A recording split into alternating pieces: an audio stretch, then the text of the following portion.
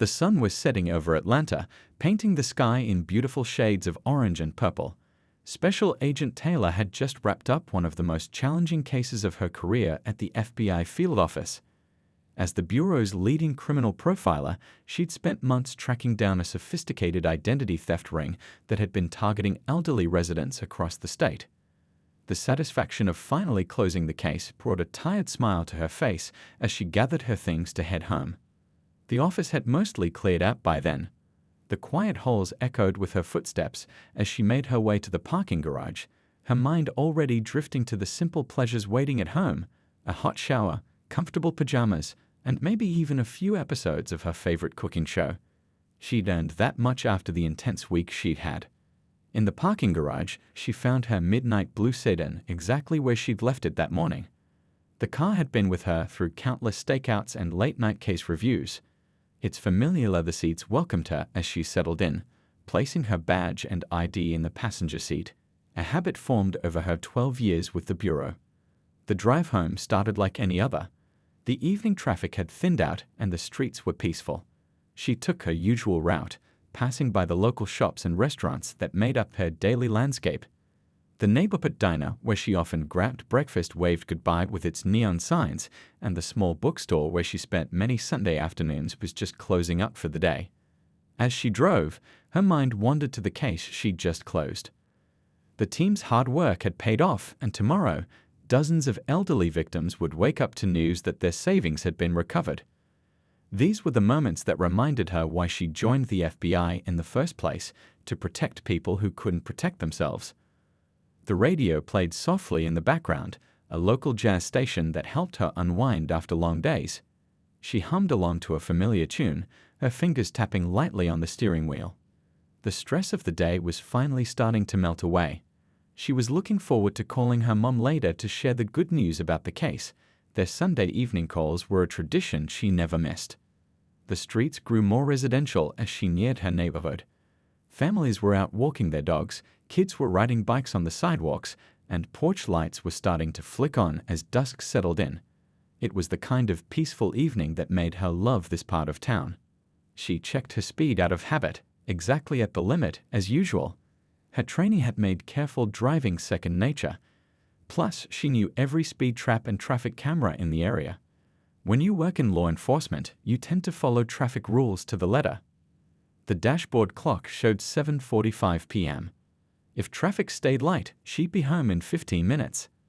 Maybe she'd even have energy to try that new recipe she'd saved on her phone, a simple pasta dish that looked perfect for a quiet evening alone. That's when she noticed the flashing lights in her rearview mirror. At first, she thought the patrol car was trying to pass her, maybe responding to a call.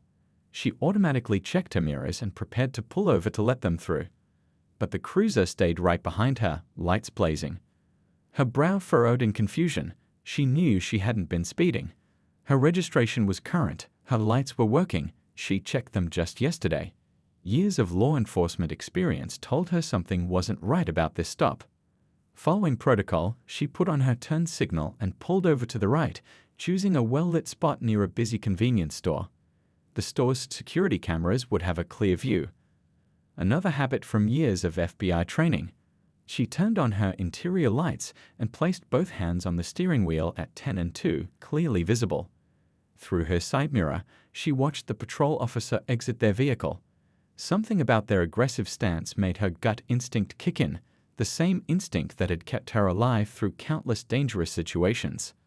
Little did she know, this routine drive home was about to become anything but routine, and her next actions would not only test her training and professionalism, but would eventually lead to changes that would ripple through law enforcement agencies across the state. The red and blue lights continued to flash, casting strange shadows across her dashboard. As footsteps approached her car, she took a deep breath, reminding herself of the oath she'd taken to serve and protect. Whatever was about to happen, she would handle it with the same grace and professionalism that had earned her the respect of her colleagues and community. She had no way of knowing that this traffic stop would soon become a viral story, one that would challenge perceptions and ultimately lead to meaningful change. But for now, she simply waited, hands visible on the wheel, ready to face whatever came next. The patrol officer's boots crunched on the gravel as he approached her car. Through her side mirror, she could see his hand resting on his holster, an unnecessarily aggressive stance for a routine traffic stop. The convenience store's fluorescent lights cast harsh shadows across the scene, and a few curious onlookers had already started to gather near the store's entrance. Her training kicked in automatically. She kept her breathing steady and maintained her professional composure, even as she noticed the officer's unusually tense body language. After 15 years in law enforcement, she could read these subtle signs like a book. Something was off about this stop, but she remained calm, her hands still visible on the steering wheel. The officer stopped just behind her door, positioning himself in a way that made her uncomfortable, too close, too aggressive, not following standard procedure. She could hear him speaking into his radio, but couldn't make out the words. The wait seemed to stretch on forever, though her clock showed only 30 seconds had passed. Finally, he stepped up to her window. She noticed he hadn't activated his body camera. Another red flag. Before she could even speak, he barked out, "License and registration." No greeting, no explanation for the stop, no professional courtesy. His flashlight beam swept aggressively across her face, momentarily blinding her. "Good evening, officer," she replied calmly, maintaining her professional demeanor. "May I ask why I'm being pulled over?" Her voice was steady, polite, but firm, the same tone she'd used countless times while training new FBI agents in proper interaction protocols. The officer's response was immediate and hostile. "I don't need to explain myself to you. License and registration now." His free hand remained on his holster, a clear intimidation tactic that violated basic traffic stop procedures. She took a slow, deliberate breath. "Officer, I'm going to reach for my credentials now. They're in my bag on the passenger seat, along with my badge." She made sure to narrate her movements clearly, another habit from her years of service. The last thing she wanted was for this already tense situation to escalate. But as she carefully moved her right hand from the steering wheel, the officer's reaction was explosive. "Don't move," he shouted, actually drawing his weapon partially from its holster. The action was so far outside normal protocol that she froze instantly, her heart racing despite her years of training. Several people outside the convenience store had their phones out now, recording the increasingly tense scene. She could see them in her mirrors, standing at what they thought was a safe distance. Their presence was both concerning and reassuring. Witnesses could be vital if things went wrong, but she also worried about the situation escalating with an audience. "Officer," she tried again, her voice remaining professional despite the circumstances, "I am a federal agent. My credentials are right there on the passenger seat. If you'll allow me to reach for them, a federal agent." He interrupted with obvious disbelief in his voice. "Sure you are. And I'm the president. Get out of the car. Now." The situation was spiraling, but she knew she had to stay calm. One wrong move, one angry word, and this could turn dangerous fast. She'd dealt with volatile situations before, but this was different. This time, she was on the receiving end of the hostility, and her badge, usually a symbol of authority and protection, seemed to be making things worse rather than better. Through her windshield, she could see more cars slowing down as they passed, some even pulling into the convenience store parking lot to watch. The store clerk had stepped outside, phone in hand. Every instinct from her years of training told her this situation was about to reach a critical point. She thought about her team at the FBI office, about the case they just closed, about the training sessions she'd led on proper law enforcement conduct. The irony of her current situation wasn't lost on her. Here she was, a veteran federal agent with an impeccable record, being treated like a suspicious character during a routine traffic stop. The officer's flashlight beam remained steadily in her eyes, an old intimidation tactic she recognized from her training on what not to do during traffic stops. She could barely make out his face behind the light, but his body language spoke volumes, feet planted wide, shoulders tense, right hand still hovering near his weapon. This moment, she realized, would require every ounce of her professional training and personal restraint. As an FBI agent, she knew exactly how traffic stops should be conducted. As a law enforcement professional, she understood the dangers officers face daily. But as a person being subjected to clear misconduct, she also knew this encounter could become a catalyst for necessary change, if she handled it right.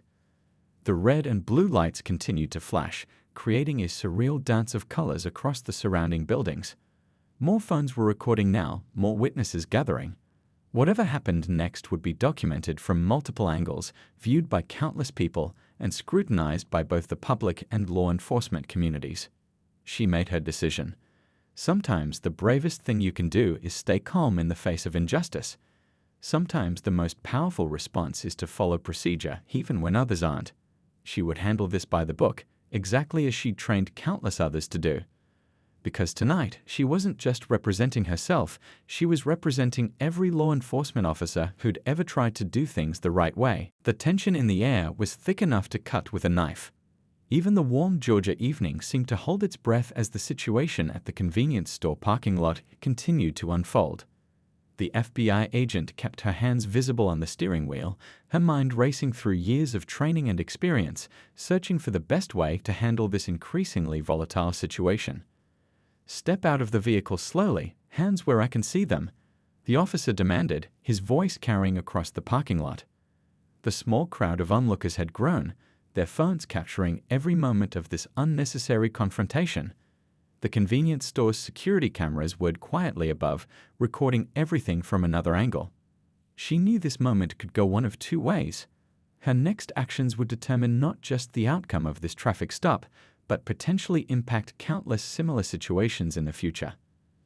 Taking a deep breath, she responded in a clear, steady voice, "Officer, I want to comply with your instructions, but I need you to understand that I am a federal agent. My credentials are clearly visible in the passenger seat. Would you please verify them first?" The officer's response was immediate and concerning. "I said get out. I'm not falling for any tricks." His flashlight beam darted to the passenger seat, where her FBI badge caught the light and gleamed briefly, but he seemed to deliberately ignore it. Inside the car, she fought to maintain her composure. As a federal agent, she trained others in dealing with high-stress situations, taught them how to de-escalate tense encounters. Now she had to practice what she preached, even as her heart raced and her palms grew sweaty on the steering wheel. The convenience store's neon signs cast an eerie glow over the scene, mixing with the patrol car's flashing lights to create a disorienting display. A late-night delivery truck driver had stopped to watch, his 18-wheeler adding to the growing audience. Every new witness added another layer of complexity to an already complicated situation. Slowly, deliberately, she began to speak again, her voice carrying the weight of her years of experience. "Officer, I'm going to tell you exactly what I'm doing before I do it. I'm going to reach for my credentials with my right hand. The movement you're about to see is me removing my right hand from the steering wheel. Is that clear?" The officer shifted his stance, his hand still hovering near his weapon. The seconds ticked by like hours as they waited in this tense standoff. From somewhere nearby, a car horn honked, making everyone jump slightly. The sound seemed to break something in the officer's patience. "Last warning. Exit the vehicle now, or I'll remove you myself." His voice had taken on an edge that any experienced law enforcement officer would recognize as dangerous. The situation was balancing on a knife's edge. She thought about her team back at the office, about the case they'd just closed protecting elderly victims from fraud. She thought about her morning briefing where she discussed the importance of community relations. The irony of her current situation wasn't lost on her. Making a decision, she announced clearly, "I'm opening my door now, slowly." Every movement was deliberate, every action announced before she made it. As she reached for the door handle, she could see her hand trembling slightly, not from fear, but from the adrenaline coursing through her system. The door creaked open in the tense silence. The evening air rushed in, carrying with it the sounds of crickets, distant traffic, and the murmured conversations of the growing crowd. She could smell the exhaust from the idling patrol car, mixed with the scent of fresh coffee wafting from the convenience store. As she began to step out, her FBI badge fell from the passenger seat, landing face up on her car's floorboard. The golden shield caught the light from the store's fluorescent signs, clearly visible to anyone who cared to look. But the officer's attention was focused solely on her movements, his training and experience seemingly forgotten in this moment of unnecessary escalation. The crowd had grown larger now, their phones recording every moment. Some were live streaming, others taking photos. She could hear snippets of their conversations, their disbelief at what they were witnessing. In the distance, Another patrol car's sirens could be heard approaching, backup that hadn't been requested but would soon arrive to complicate matters further. She stood slowly, hands raised slightly at shoulder level, her professional demeanor a stark contrast to the officer's aggressive stance. The wind picked up, rustling through nearby trees, as if nature itself was trying to ease the tension in the air. But this situation had moved beyond the point where gentle breezes could make a difference. In her mind, she was already thinking ahead, not just to the next few minutes, but to the larger implications of this encounter. This wasn't just about one traffic stop gone wrong. This was about systemic issues that needed addressing, about training that needed updating, about bridges that needed building between law enforcement agencies. The approaching sirens grew louder, and she knew the next few moments would be crucial. Sometimes the biggest changes start with the smallest moments, and this moment, recorded by dozens of phones and witnessed by a growing crowd, felt like it might be one of those turning points. Time seemed to slow down as she stood there in the convenience store parking lot, hands raised, the evening air heavy with tension. The backup patrol car's sirens grew closer, its wailing cutting through the humid Georgia night. The crowd of onlookers had their phones trained on the scene, capturing every moment of what was quickly becoming a viral incident. "Turn around. Hands behind your back," the officer commanded, pulling his handcuffs from his belt. The metal clinked ominously in the night air. She could hear gasps from the crowd, someone muttering "this ain't right" under their breath. The convenience store's security cameras continued their silent witness to the unfolding events. With practiced calm, she spoke loudly enough for everyone to hear. "Officer, I want to point out again that my FBI credentials are visible in my vehicle. I'm complying with your orders, but I need you to know that this is a mistake." Her voice remained steady, professional, the voice of someone who had trained others in proper procedure countless times. The officer moved forward anyway, roughly grabbing her wrist. The handcuffs were cold against her skin as they clicked shut, too tight. Another violation of proper procedure. She winced slightly but remained silent. Her years of training told her that this wasn't the time to resist. Sometimes the most powerful response is to let events unfold while maintaining your dignity. The backup unit pulled into the parking lot, lights flashing, adding to the surreal disco of red and blue that painted the scene. The new officer stepped out, taking in the situation with visible confusion. In the distance, more cars were slowing down to watch, creating a minor traffic jam on the usually quiet street. "She claims to be FBI," the first officer said to his backup, his tone dismissive. "Probably got the badge from some costume shop." He deliberately ignored the legitimate credentials still visible through the car window, the same credentials he could have verified with a simple radio call to dispatch. The crowd had grown larger now, their murmurs of discontent growing louder. A young woman in scrubs, probably just getting off a hospital shift, was live streaming everything. An elderly man shook his head in disapproval, his wife clutching his arm as they watched. Even the convenience store clerk had stepped outside, still holding a half-filled coffee pot, forgotten in the drama unfolding in his parking lot. As she was led toward the patrol car, she caught her reflection in its polished surface, an FBI agent with 12 years of distinguished service now being arrested during a routine traffic stop. The irony wasn't lost on her. Just hours ago, she'd been leading a briefing on interagency cooperation. Now she was living example of why such cooperation was desperately needed. The back seat of the patrol car was uncomfortable, designed to be that way. She shifted slightly, trying to find a position that didn't put pressure on her too tight handcuffs. Through the window, she could see more people arriving, drawn by social media alerts about the incident. Some held signs hastily made with cardboard from the convenience store's dumpster. Inside the car, she focused on her breathing, keeping her professional composure. The radio crackled with routine police traffic, a domestic disturbance across town, a stolen bicycle, a noise complaint. The ordinary mixed with the extraordinary as she sat there, wondering how this would all play out. She could see the second officer talking intently into his radio, probably running her plates. Soon they would know exactly who she was. Soon this would all be sorted out. But the damage was already done, to public trust, to interagency relations, to the reputation of law enforcement as a whole. Through the windshield, she watched as more patrol cars arrived. Word was spreading fast. She recognized some of the newly arriving officers from Joint Task Force operations. Their faces showed recognition, then confusion, then concern as they realized who was sitting in the back of the patrol car. The first officer was still strutting around, explaining his actions to anyone who would listen. But his voice had lost some of its earlier confidence. More radio chatter, more urgent conversations between officers. The tide was beginning to turn. She thought about all the times she trained new agents about maintaining composure under pressure. Your behavior in a crisis shows your true character, she'd always told them. Now she was living those words, staying calm even as her rights were being violated, even as her profession was being disrespected. A small group of children had gathered at the edge of the parking lot, watching with wide eyes as the scene unfolded. Their parents tried to usher them away, but they stayed, witnessing a moment that would probably stick with them for years. She thought about what message this sent to them about law enforcement, about authority, about justice. But even in this moment, handcuffed in the back of a patrol car, she was thinking about solutions. About how this incident could be turned into a teaching moment. About how it could lead to better training, better procedures, better understanding between law enforcement agencies. Sometimes the worst situations create the best opportunities for positive change. The night air continued to fill with the sound of radio static, murmuring crowds, and the endless loop of sirens in the distance.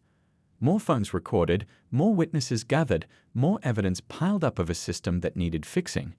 And through it all, she sat quietly, professionally, knowing that her next actions would be crucial in determining how this story would end. The fluorescent lights of the police station buzzed overhead as the arresting officer led his handcuffed suspect through the front doors. The night shift desk sergeant looked up from his computer, his eyes widening as he recognized the woman being brought in. He'd worked with her just last month on a major drug trafficking case. She was one of the FBI's top agents in the Atlanta field office. "Hold up!" The sergeant called out, rising from his chair. "What's going on here?" His voice carried the weight of 25 years on the force. The late-night cleaning crew paused their work, sensing something unusual was happening. Even the coffee maker in the break room seemed to quiet its gurgling. The arresting officer started his explanation, but his voice trailed off as the watch commander emerged from his office. The commander stopped dead in his tracks, coffee cup frozen halfway to his mouth. "Why is this federal agent in handcuffs?" he demanded, his tone carrying a mix of disbelief and growing anger. The arresting officer's face began to pale as realization dawned. His grip on the situation, so confident back at the traffic stop, was quickly slipping away. She claimed to be FBI, but I thought.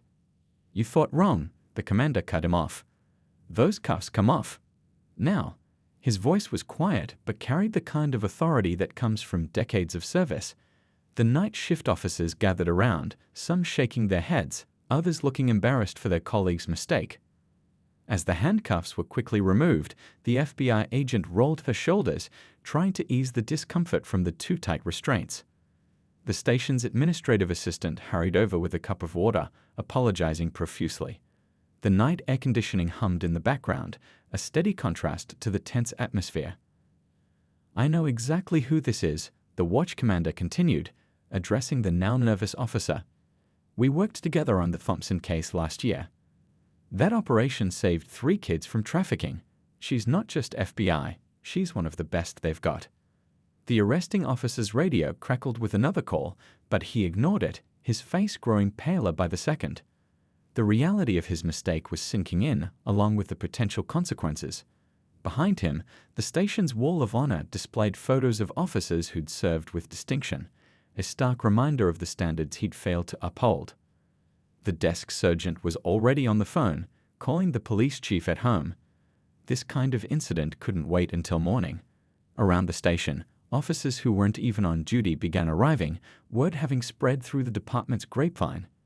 Each new arrival's reaction was the same: shock, followed by embarrassment, then concern about the repercussions.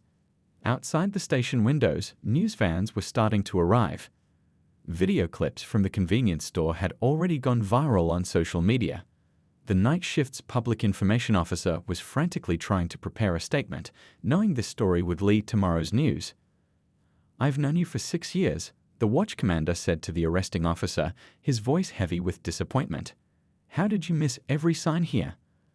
The professional behavior, the proper ID, the legitimate credentials in plain sight. Each question hung in the air, unanswered.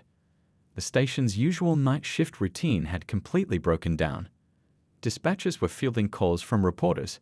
Senior officers were arriving in civilian clothes, having been called in from home. The coffee maker in the break room worked overtime as everyone realized this would be a very long night. In the midst of the chaos, the FBI agent remained composed. She watched the scene unfold with the analytical eye of someone who'd investigated countless incidents. Every detail, every reaction, every procedure being followed or ignored, it was all mental notes for what would come next. The chief's car pulled into the parking lot, lights flashing but siren silent, a signal of urgency tempered with discretion. Through the station windows, they could see news crews setting up their equipment, preparing for live broadcasts. The story was growing bigger by the minute.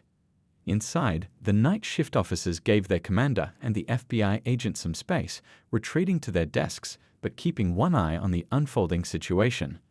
The hum of computers and ringing phones created a backdrop to the tense scene. Old wanted posters on the bulletin boards and community service awards on the walls stood as silent witnesses to a night that would change the department. The arresting officer sat at his desk, staring at his blank report form. How could he possibly write up this incident? What would he say to justify his actions? The weight of his mistake pressed down on him like a physical force. Years of training, department protocols, basic professional courtesy. He'd ignored them all, and now everyone knew it. But something unexpected was about to happen. As the chief walked through the door, ready to handle a major crisis, the FBI agent was already forming a plan. Sometimes the biggest mistakes create the best opportunities for change. And in this fluorescent-lit police station, with tensions running high and careers hanging in the balance, she saw a chance to turn this incident into something positive. The police chief's office was quiet except for the gentle hum of the air conditioning and the muffled sounds of the news crews gathering outside. Morning sunlight streamed through the blinds, creating stripes of light across the polished desk. The events of the night had stretched into early dawn, and now came the moment everyone had been dreading, deciding what to do about the incident. The FBI agent sat calmly in one of the leather chairs, a cup of untouched coffee cooling on the desk before her. The police chief sat across from her, looking tired but alert, his jacket draped over his chair in the warm morning air. The department's legal advisor stood by the window, watching the growing media circus in the parking lot below. "You have every right to file formal charges," the chief began, his voice carrying the weight of 30 years in law enforcement. "The officer's conduct was completely unacceptable. We're prepared to take whatever disciplinary action you feel is appropriate." A knock at the door interrupted them. The watch commander entered with a thick file, the arresting officer's personnel record. More knocks followed as other senior officers arrived, each bearing documents and recommendations for handling the crisis. The office quickly filled with the kind of tense energy that comes before major decisions. The FBI agent watched them all, her mind working through possibilities. On the chief's desk, morning news coverage played silently on a small TV. The convenience store videos had gone viral overnight. Social media was exploding with commentary. Everyone expected her to demand the officer's badge. Instead, she leaned forward, surprising everyone with her next words. "I'd like to propose something different." The room fell silent, even the rustling of papers stopped. "Instead of punishment, let's focus on prevention. I want to design a training program." The legal advisor nearly dropped his coffee cup. The watch commander's eyebrows shot up. This was not the response anyone had expected. Outside, a news helicopter circled the building, its distant chopping sound filtering through the windows. "A training program," the chief repeated, leaning forward in his chair. The morning sun caught his badge, sending little flashes of light across the room. "You're not asking for termination or suspension." The FBI agent stood up and walked to the department's mission statement hanging on the wall. The framed document spoke about protection, service, and community trust. "Firing one officer won't fix the underlying problems," she explained. "But proper training might prevent this from happening to someone else." She turned to face the room full of surprised faces. "I'm proposing a comprehensive program, not just about racial bias, but about interagency cooperation, proper arrest protocols, and community relations. Real change requires more than just removing one person from the force. The room buzzed with murmured conversations. The legal advisor was already scribbling notes. The watch commander nodded slowly, seeing the potential. Through the office windows, they could see more news vans arriving, all expecting to report on a scandal. Instead, they might get to cover something very different. "I've trained federal agents for years," she continued, warming to her topic. "I know how to build effective programs. We could make this department a model for others to follow." Her voice carried the kind of quiet authority that made people listen. The chief stood up and walked to his window, looking out at the media circus below. The morning sun was fully up now, promising another hot Georgia day. In the parking lot, reporters were doing live stand-ups, all speculating about lawsuits and firings. None of them expecting what was actually about to happen. "The officer who arrested you," the chief said slowly, "would he be part of this training?" He turned back to face her, studying her expression carefully. The question hung in the air, heavy with implications. "He'd be my first student," she replied without hesitation. "Sometimes the best teachers are the ones who've made mistakes and learned from them." Her words carried no bitterness, only determination to create positive change. The legal advisor was already pulling out his phone, probably thinking about how to present this to the press. The watch commander had moved to the chief's computer, pulling up department training schedules. The energy in the room had shifted from damage control to possibility. On the chief's desk, his phone was lighting up with messages from City Hall, all demanding updates on the crisis. Next to it, the morning news still played silently, showing clips from the arrest.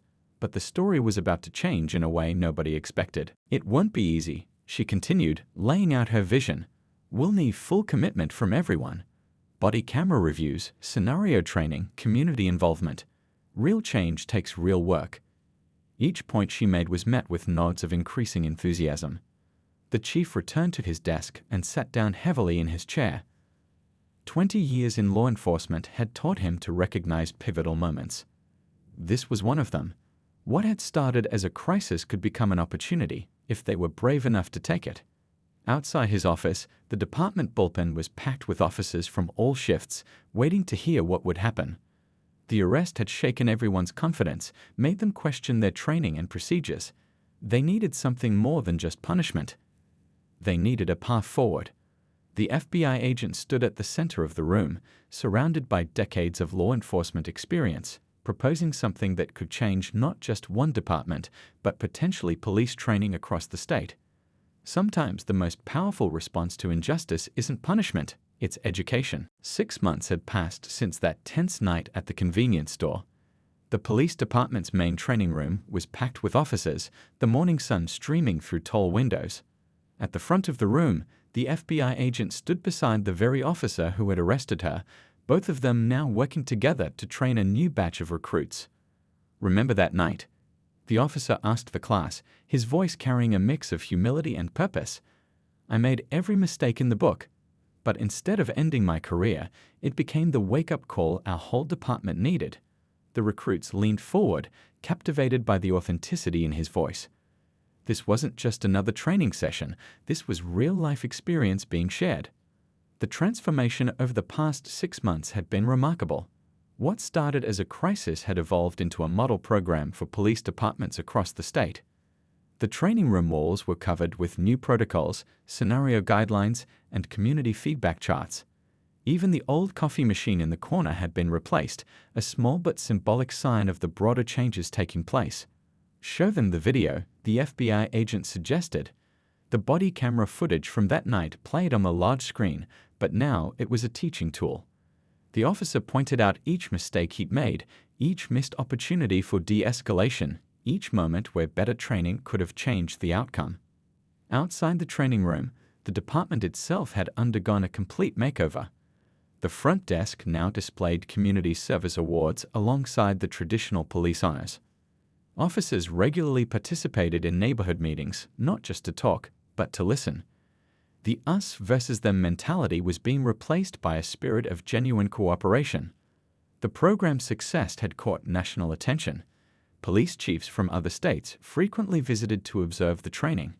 Local crime rates had dropped as community trust increased. Even the convenience store where it all started had become a symbol of positive change.